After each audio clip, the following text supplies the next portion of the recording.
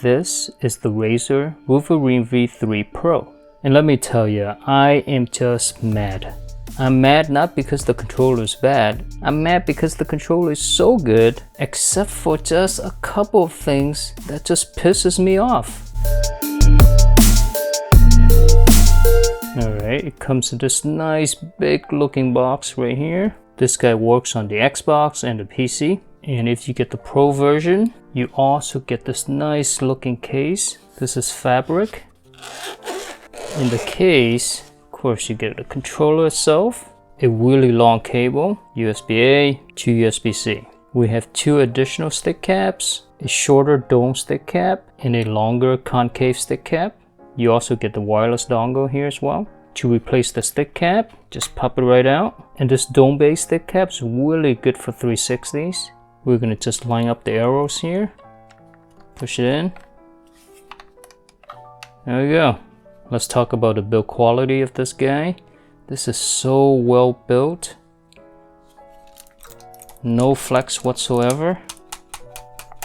The bottom part of the handle has these grippy grips right here. This is not rubber, it's hard plastic, but it gets the job done. For those of you who already have the V2 Pro or the Chroma, I can tell you that this controller improves upon those controllers in many ways. However, there's a couple of things that makes me really upset. And let's begin with the face buttons. Now on the face of it, it looks normal, right? It doesn't look like there's anything wrong with it. Not until you start pressing on it. Immediately you'll notice that these guys are using switches that are super heavy. You gotta use a lot of force to press these guys. And that goes for the D-pad as well. The switches on here are also really heavy. But since the D-pad is a disc, so the weight is distributed out a little easier. Whereas on the face buttons, you can really feel the resistance on these guys. And the other thing that really annoys me while testing this controller out is that my thumb keeps on slipping off these buttons, and I was wondering why for the longest time. Is it because of the heavy switch? Like, what is it? What about these face buttons that makes my finger just keep on slipping off? Well, it turns out that these face buttons are tiny compared to other controllers. For example, I have the DualSense Edge here. These are the face buttons, and you can tell that these face buttons are a lot smaller.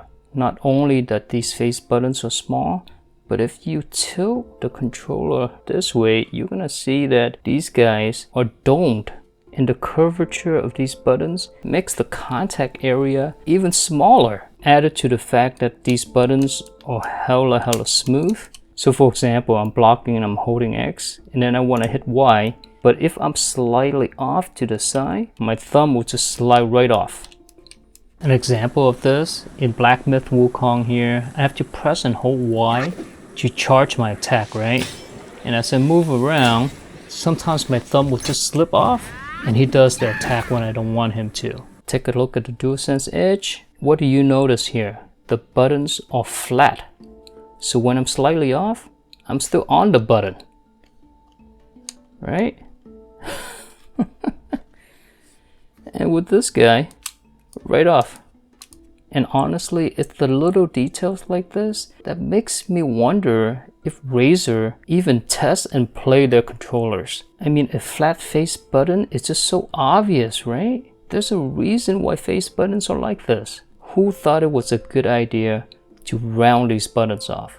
Come on, man. Well, the good news is you do get used to it over time, and the location of these face buttons are really good. You can press both of them at the same time. Let's stay on the switches for a little bit. I've never been a fan of my switches on buttons, and the reason is you can hear them click, but you can't really feel the click. Once you have your headsets on, you're not going to be able to hear clicks, right? You're going to just hear the game. So my switches to me just have no feel at all. And I guess that's what Razer is trying to fix here. Instead of going to something like a metal switch here, where you can really feel the click, they just decided to make the my switches super heavy. And while these are more tactile, but it just requires so much effort and energy to press these in. And on the side note, if you're wondering why it took me so long to put this review out, that's because I've been addicted to Black Myth Wukong. This is such a cool game. I've just been playing it non-stop. And I've been playing it with this controller. This is actually an awesome controller for Black Myth Wukong. And one of the main reasons is this, or these two buttons right here. In this game, you gotta run around a lot, right? And he runs so slow. To sprint, you can click in the left stick here. But I feel that this action is very awkward, right? Because you're moving the joystick and you're pressing it in at the same time. So what I did was I programmed this button here to the left stick click. So now to sprint, I just press this and he's sprinting. Look how cool that is. It's just a lot more natural to press a dedicated button versus using the stick and then click in.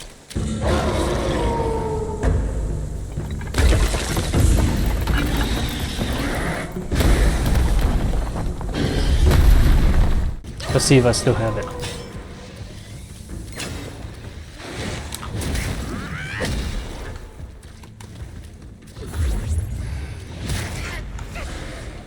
Oh, shit.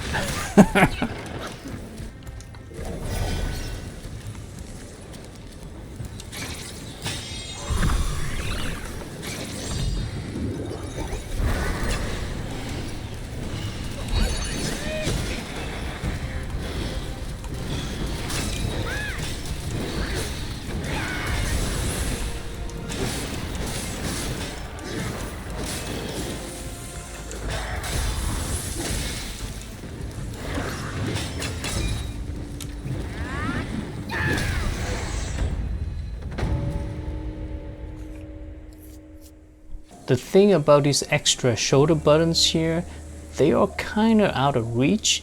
When you hold a controller normally, your index fingers have to go over these triggers to reach it. So you kind of have to do this motion right here. You gotta slide your hand up. They're probably best served for opening menus or shortcuts that you don't use very often.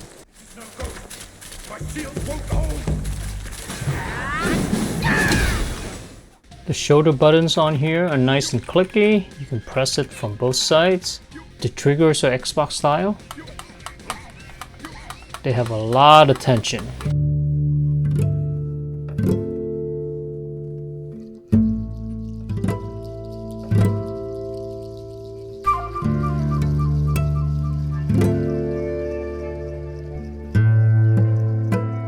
There's also trigger stops. The only thing that's not heavy on this controller are the stick's tension. These are pretty light.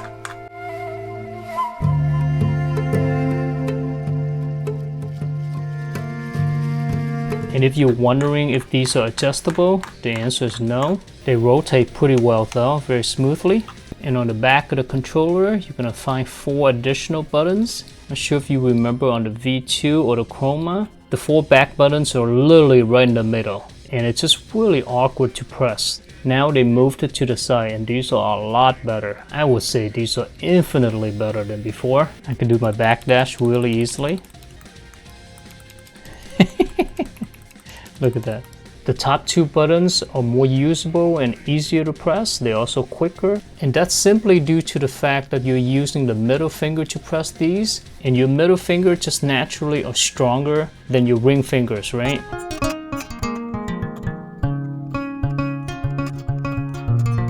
Alright, let's talk about the D-pad. If you use the V2 Pro or the Chroma, the D-pad feels pretty much the same, except it's a little bit heavier. Which is to say, this is a very, very good D-pad. Double taps are on point. See? Not a problem at all. Diagonals are excellent on this controller.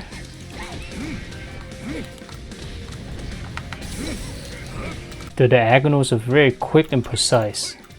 And the raised cross here really helps you feel around the D-pad, right? Because essentially this is a disc. So the only way for you to know the cardinal directions is by feeling these edges. Motion inputs on this D-pad is just on point. Quarter circle forwards and backwards works really well. With that being said, I do have some trouble with double quarter circle forwards. This motion. Sometimes I just miss it. And then he just do that. I have less of an issue going back this way.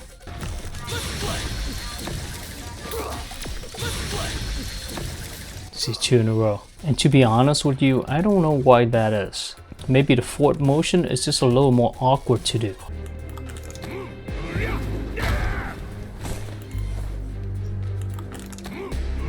As you can see there, half circles are also really good on this D-pad.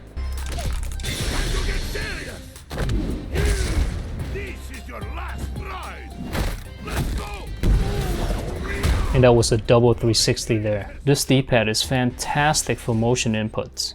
Sliding motions. Let's see if we can do a double slide here.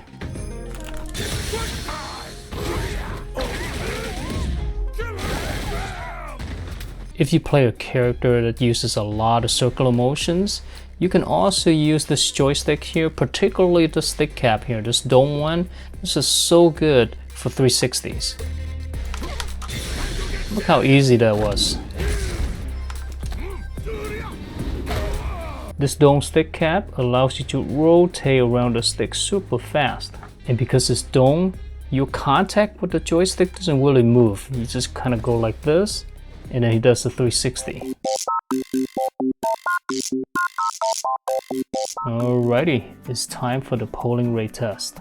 On wired, minimum input delay 0.67, so that's really good. Maximum, just a little under 3 milliseconds. Jitter is really good at 0.2 milliseconds.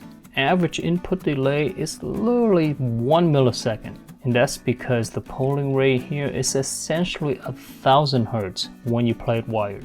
On wireless, the polling rate hovers around 250 Hz.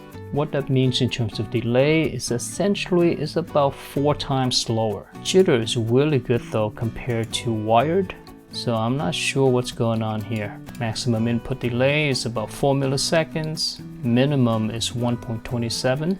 Obviously, if you want the best performance, play wired. But to be honest with you, wireless is not that bad. The range between minimum and maximum is not that large. And as you can tell, jitter is very good too. The wireless performance here is very stable, and that's because of the dedicated dongle that's included in the box. As you can see so far, this controller is excellent for fighting games. Motion inputs, diagonals, cardinal directions, double taps, they all work really well. And because of that, that's why I'm so pissed off.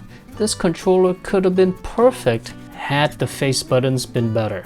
If only the face buttons are a little bit bigger, flatten out, and use switches that are not this heavy, this could have been the perfect controller. This could have been the one right here. Everything else on this controller is just top tier. If you're in the market for a great controller for fighting games, you really can't go wrong with this guy.